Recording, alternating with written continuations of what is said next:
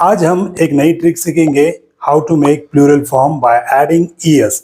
ज्यादातर नाउन को यस लगाकर प्लूरल फॉर्म बनाया जाता है, लेकिन ईएस लगाकर प्लूरल कब बनाएंगे? तो याद रखें, अगर चाह एक सिंगुलर नाउन एंड होता है S, double S, C H, S H, X और ओ, तब हम लास्ट में ईएस लगाकर उनका प्लूरल फॉर्म बनाएंगे।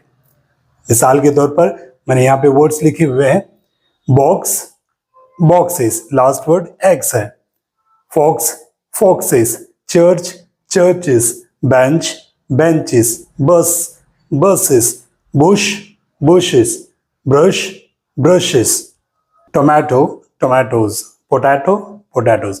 हम ईएस लगाकर यहाँ पे प्लूरल फॉर्म बनाए, लेकिन याद रखिएगा सीएच की आवाज अगर क आ रही है, when ch pronounced as k, then add only yes, not